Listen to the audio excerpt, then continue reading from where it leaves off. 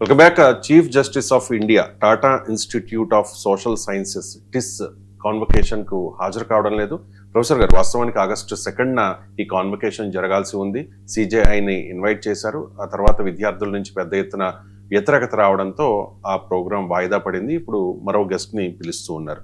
Sir, విద్యార్థులు, యువత తమ పోరాటంతో ఒక సిజేఐను ఆపగలిగారు, అలాగే ఒక కేంద్ర మంత్రిని తొలగించగలిగారు.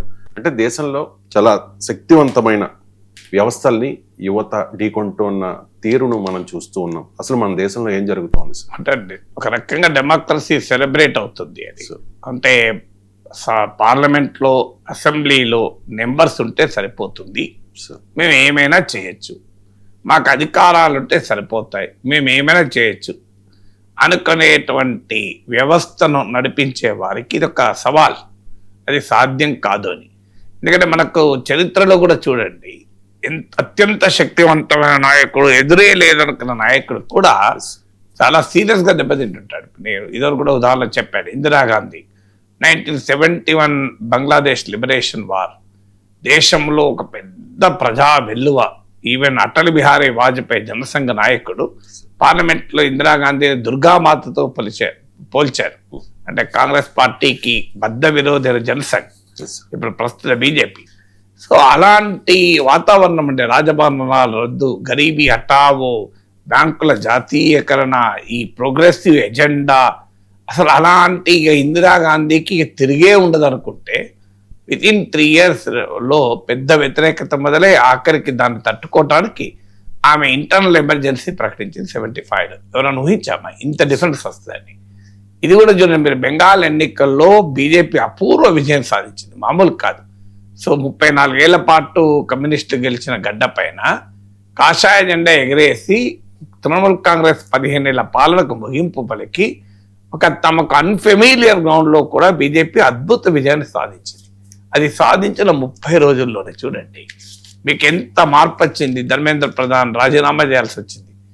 అంటే మరి అది కూడా ఏ కాంటెక్స్ట్, అన్ని పార్టీల ఎంపీలు, ఇక రాఘవ్ చద్దా నాయకత్వంలో ఆప్ ఎంపీలంతా బీజేపీలో చేరారు, మీరు తృణమూల్ కాంగ్రెస్ తరఫున ఉన్న గెలిచిన ఎంపీలంతా బీజేపీలో చేరారు, శివసేన ఉద్ధవ్ ఠాక్రే వర్గం ఎంపీలు బీజేపీలో చేరారు. 2/3 మెజారిటీ వైపుగా బీజేపీ వెళ్తుంటే ప్రతిపక్షాలను ముక్కలు చెక్కలు చేసి చీల్చి చెండాడి, ఇప్పుడు తృణమూల్ కాంగ్రెస్ పరిస్థితి ఏంటి? సమాజ్వాదీ పార్టీని చీలుస్తారంటున్నారు, ఎన్సీపీని శరద్ పవార్ వర్గాలు లాగేస్తామంటున్నారు.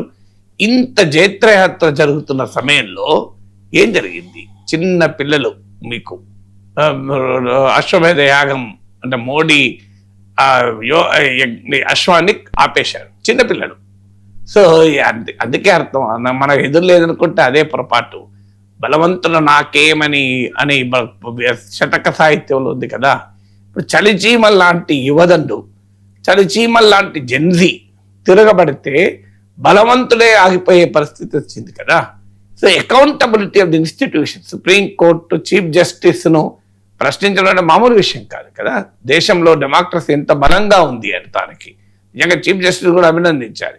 ఆయన అంతకుముందు ఏ వివాదాస్పద వ్యాఖ్యలు చేసినా తర్వాత ఈ అంశం పైన, తనను పిలవద్దు అన్న అంశం పైన మాత్రం ఆయన చాలా హుందాగా వివరించారు. సో నల్సర్ ఇష్యూ వచ్చినప్పుడు కూడా it's a dialogue between me and students, మీరెవరి మధ్యలో అని బార్ కౌన్సిల్ ప్రశ్నించాడు.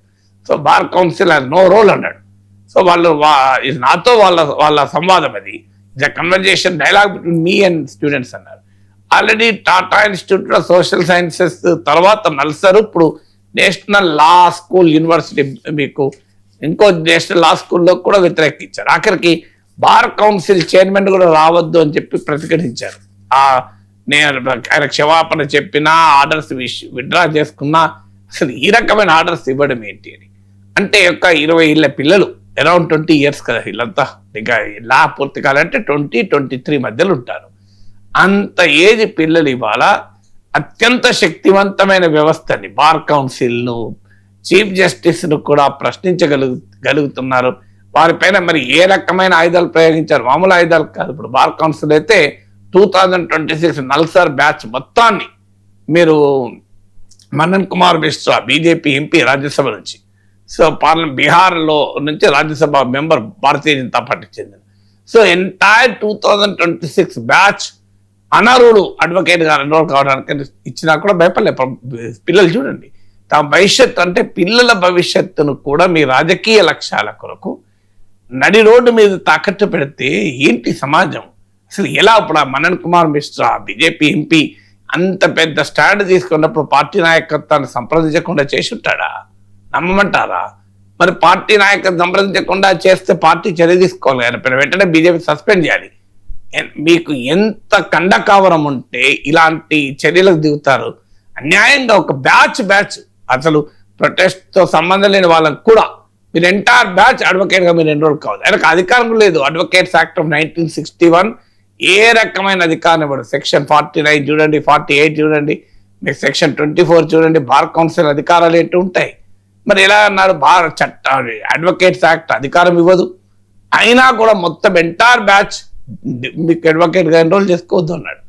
అదే గనక అమలయ్యి ఉంటే ఏం పరిస్థితి వచ్చేది? రేపు ఒక డాక్టర్ ఏదన్నా సోషల్ మీడియా పోస్ట్ పెడితే ఇండియన్ మెడికల్ అసోసియేషన్ ఆయన డీరెకగ్నైజ్ చేయండి, ఆ డాక్టర్గా అర్హుడు కాదు. ఒక చార్టెడ్ అకౌంటెంట్ సోషల్ మీడియాలో పోస్ట్ పెడితే ఇన్స్టిట్యూట్ ఆఫ్ చార్టెడ్ అకౌంటెంట్స్ అతని సిఏ లైసెన్స్ క్యాన్సిల్ చేయండి. ఒక ఐసీడబ్ల్యూ చేసిన కంపెనీ సెక్రటరీ పోస్ట్ పెడితే ప్రభుత్వ విధానాన్ని ప్రశ్నిస్తే ఆయన ఐసీడబ్ల్యూ సర్టిఫికేట్ రద్దు చేయండి. ఇదే జరిగి ఉంటే అసలు ఈ దేశంలో ప్రజాస్వామ్యం ఉంటుందా?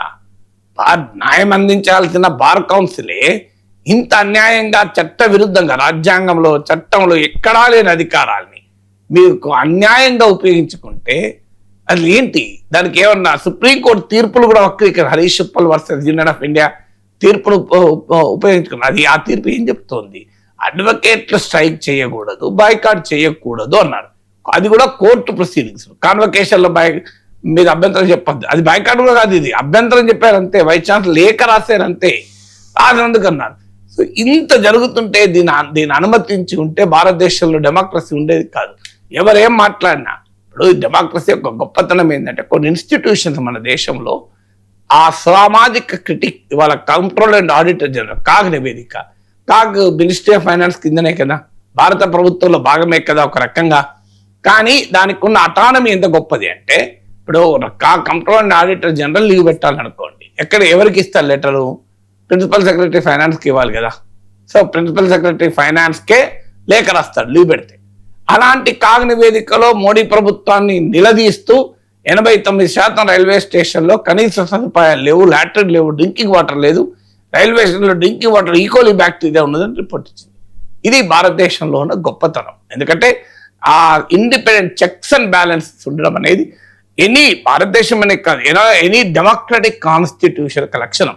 ఇలా అమెరికాలో చూడండి అనమాట, ట్రంప్ మన ప్రపంచ దేశాల మీద టారిఫ్లు వేస్తే international emergency economic powers act కింద సుప్రీంకోర్టు కొట్టేసింది. ఆ సుప్రీంకోర్టులో జడ్జిలు ఎవరంటే ట్రంప్ నియమించిన జడ్జిలు. ఇప్పుడు మన దగ్గర ఉన్న జడ్జిల నియామకంలో ప్రభుత్వం డైరెక్ట్ జోక్యం ఉండదు, కానీ అమెరికాలో అలా ఉంటుంది. అయినా ట్రంప్ నియమించిన కన్సర్వేటివ్ జడ్జిలే ట్రంప్కు వ్యతిరేకంగా తీర్పు చెప్పారు. అది కదా ఇన్స్టిట్యూషన్. ఇప్పుడు అమెరికన్ కాంగ్రెస్ లోనే ట్రంప్ కళ్ళం వేస్తున్నారు. So these are all the checks and balances in democracy. అందువల్ల డెమోక్రసీ సర్వైవ్ అయ్యేది, ముందుకు పోయేది. దానివల్ల ఇలా ఆనందం ఏంటంటే అక్కడ చీఫ్ జస్టిసా, బార్ కౌన్సిల్ చైర్మనా, అది కేంద్ర మంత్రా కాదు ఇంపార్టెంట్. బలమైన వ్యవస్థల్ని రాజకీయ ప్రక్రియ అకౌంటబుల్ చేయలేకపోతుంది. కారణం రాజకీయ పార్టీలు దారుణంగా తయారయ్యాయి, డైల్యూట్ అయిపోయాయి స్టాండర్డ్స్. గెలిచిన ఎంపీలు ఎవరు ఏ పార్టీలో ఉంటాడో ఎప్పుడు తెలియని పరిస్థితి ఉంది. రాజకీయ వ్యవస్థ అకౌంటబిలిటీ కోల్పోయింది. చట్టసభలు అకౌంటబిలిటీ చేయలేకపోతున్నాయి. చట్టసభల్లో పార్టీల వారిగా చేతులెత్తడం తప్ప మరో మార్గం లేదు. ఎవరైనా వ్యతిరేకిస్తే వారిపైన ఈడీలు, సిబిఐలు, ఐటీ డిపార్ట్మెంట్లు పోతున్నాయి. భయంతో వారు అధికారంలో ఉన్న వారికి చేయగొడుతున్నారు. Media completely sold out. మీకు రాత్రిపూట 8, 9 చూడండి, అసలు అధికార పార్టీ స్పోక్స్ పర్సన్ కన్నా ఘోరంగా మాట్లాడుతుంటారు నేషనల్ టీవీల anchors. So media sold out అయిపోయింది. సోషల్ మీడియాలో కంప్లీట్ ఆధిపత్యం. ఇలాంటి సమయంలో ఎలక్షన్ కమిషన్ లాంటి అసలు ఎవరు పట్టించుకోరు, నెత్తి నోరు మోదుకున్నా. ఇలాంటి సమయంలో the power of the protest, the power of the street has prevailed over the power of the parliament కదా. సో అది మన కోర్టులోకి పోతే ఎన్నేళ్లకు న్యాయం దొరుకుతుందో తెలియదు. ఇక్కడ నీకు వెసులుబాటు లేని సమయంలో జనం రోడ్ల మీదకి వచ్చి పోరాడితే ఇలా ఏంటి పరిస్థితి? కేంద్ర మంత్రి రాజీనామా చేయాల్సి వచ్చింది. బార్ కౌన్సిల్ చైర్మన్ క్షమాపణ చెప్పాల్సి వచ్చింది. నరేంద్ర మోడీ లాంటి బలమైన నాయకుడు తన కేబినెట్ మంత్రిని తీసి బయటపడేయాల్సి వచ్చింది. ఇదంతా ఎట్లా జరిగింది? That is the beauty of democracy.